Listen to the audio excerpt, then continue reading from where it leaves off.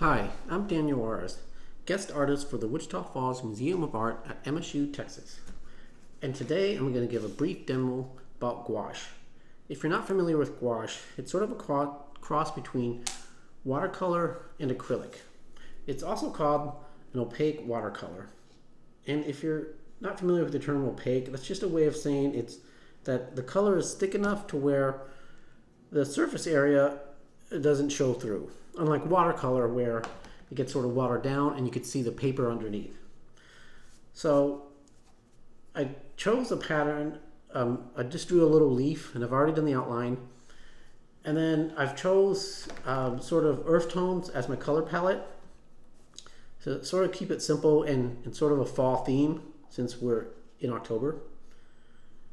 And so I'm just going to start off with a little base coat of yellow right in the center. And to really take advantage of the properties of gouache, I'm going to apply it relatively thick because I want to have that really nice heavy coating of it. So I'm going to put it pretty liberally. And the other quality about gouache, unlike acrylic, is that it dries relatively quickly. So you're going to be able to finish your painting pretty quickly.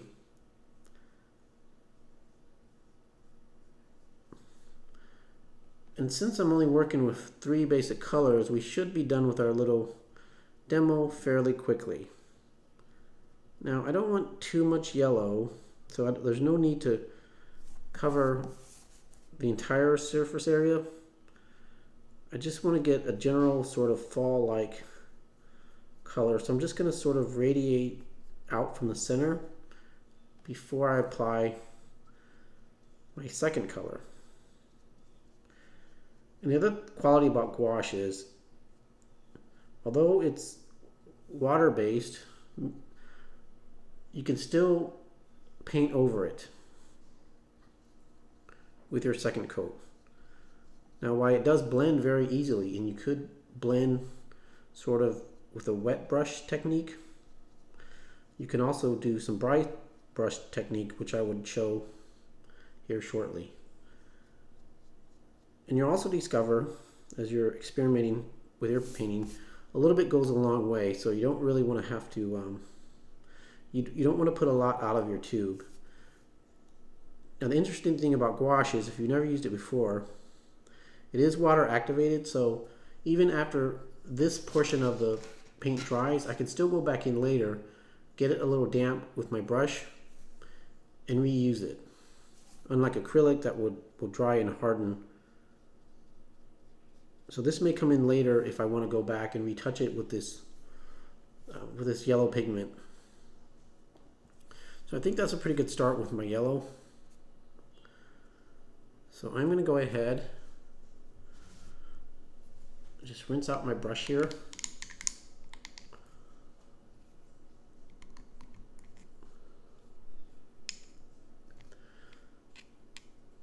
And now it's probably hard to see from the angle of the camera, but I can notice already that the paint is already starting to dry.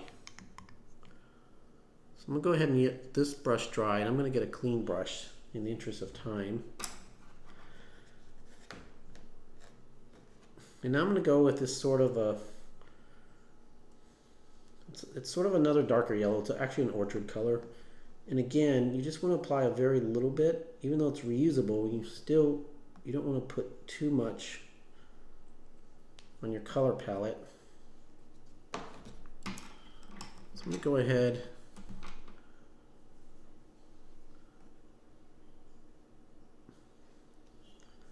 and let's start applying the next layer of pigment, or color if you will.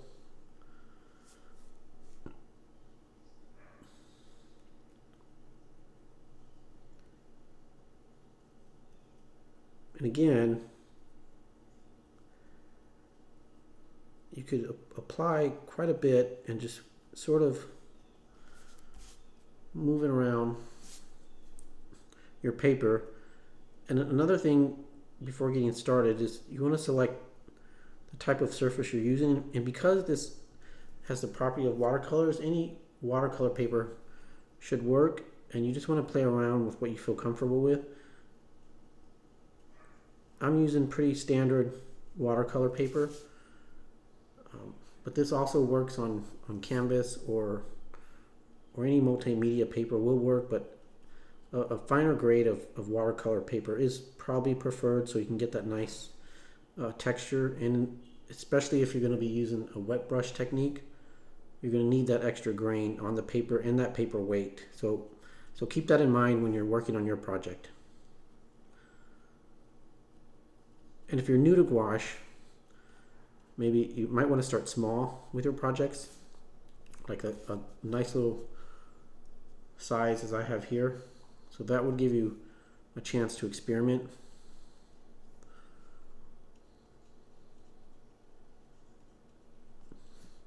And as far as the quality of the gouache, you also might want to play around with that. You can go to any art store and you could pick up just a variety pack, and you could go anywhere from very expensive high-end or medium to low grade. So I would recommend maybe something in the middle,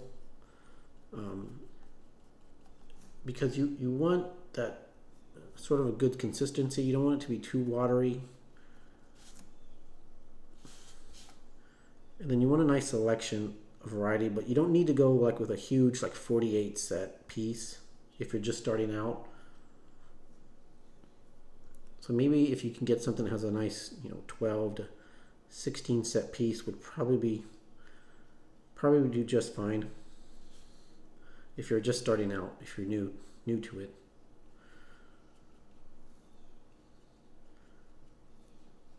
So again, it's probably hard to see from this camera angle, but if it gets a little clumpy, then just sort of move it around to smooth it out. Although in a second here, I'm going to show you that I actually like to show the texture of the paint and the paper. So I'm going to put just enough paint so that we'll get that texture.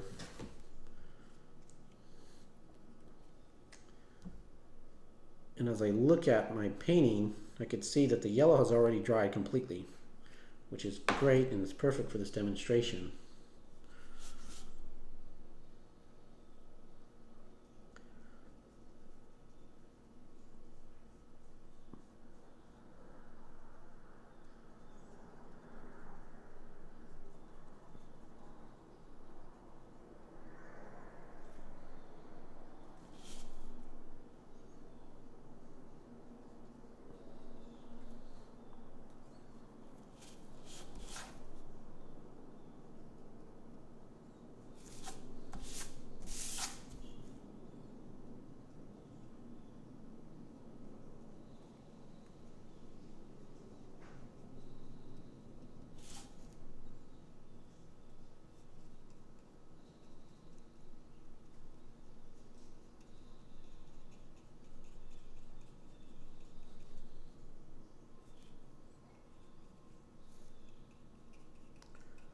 So now I'm getting to the point to where I'm going to start to blend the two colors. Now, like I said, there's a couple of ways you could blend gouache. You could do sort of a wet blend to where you get a nice smooth transition, or what I like to do is I like sort of this grainy blend because I really want to take advantage of the paper and the medium itself. Because the nice thing about gouache is, like I said in the beginning of the video demonstration, it's opaque, meaning you can't see through it. It's not translucent. And so that's some of its charm, because although it behaves, it has qualities of watercolor, it also has a lot of thickness to it. So you really want to take advantage of it. I mean, there's some areas sometimes where you want to give it that sort of translucent qualities like watercolor, but for the most part I like to keep that thickness and the weight of the pigment.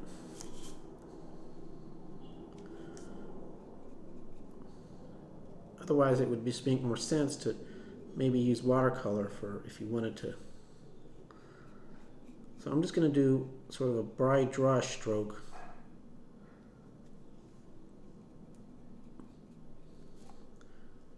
To blend the two.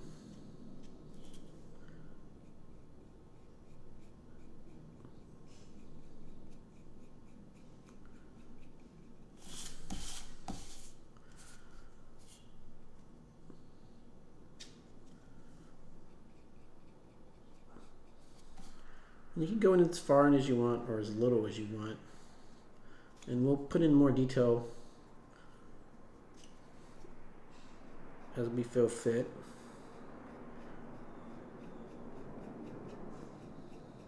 Maybe a little bit on the bottom. And typically, if you know anything about leaves, they kind of crinkle in the middle, so I'm going to put just a slight bit, maybe down here. Give it the illusion that it's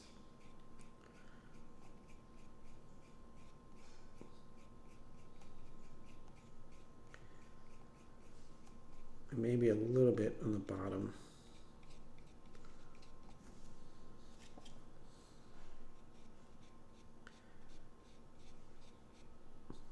So something like that. As you can see, it's starting to look a little bit like an old fall leaf, if you will.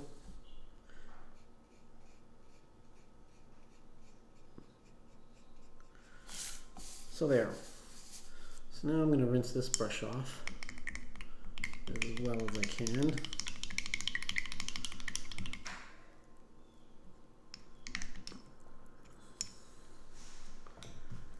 So now I'm going to go in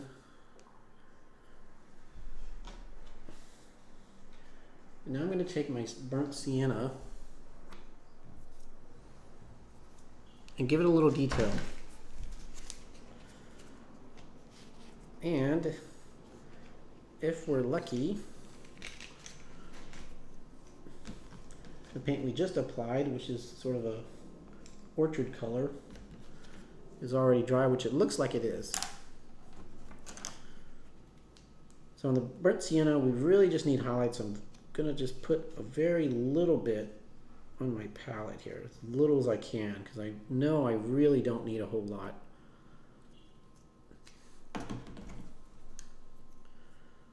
So now I'm going to take an even smaller brush and go in with a very slight detail.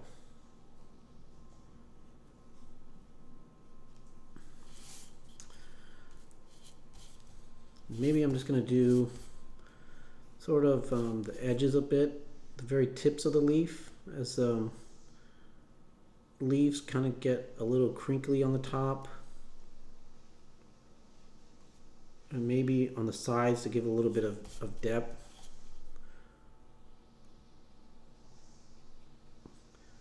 And again, I like that dry brush technique, so I'm just gonna kind of blend it in a bit. Not too much.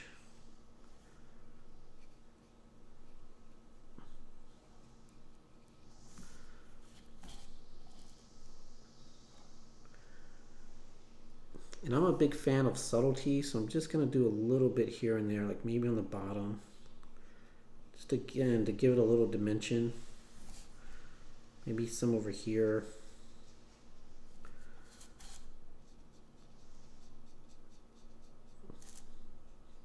And I'm just lightly brushing the brush strokes. And maybe I'm going to show a little bit of vein in the center of the leaf, not too much. And you could do as little as you want, maybe just show some more here and there, just kind of on the sides, so like this.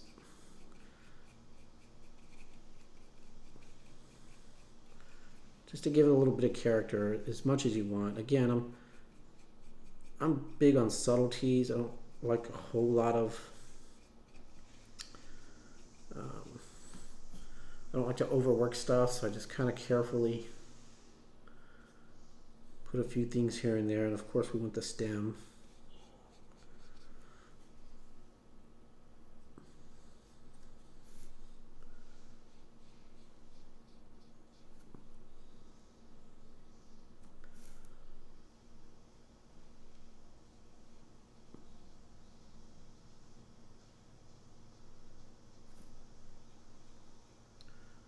So as you can see, I'm slowly getting it to look more and more like a nice little leaf, and I think I want maybe a little bit more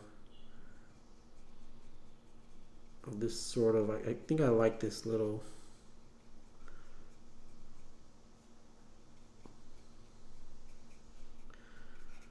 but you get the idea. The more and more you can work it, maybe a little more leaf vein here. And again, the nice thing about gouache is I'm applying it on top of already existing paint, which is unique to gouache. Makes it kind of fun. So there you go. Again, I could go over and over, and I could still keep applying here and there and make more little adjustments here, but I think you get the idea of some of the fun things you could do with gouache and some of the nice applications that you can apply to it, and we could keep adding and adding, but there's sort of a nice little workings of a leaf. So I hope this demonstration helped, and we would invite you to include your drawings, if you will, at hashtag WFMA at home, so we could view your drawings.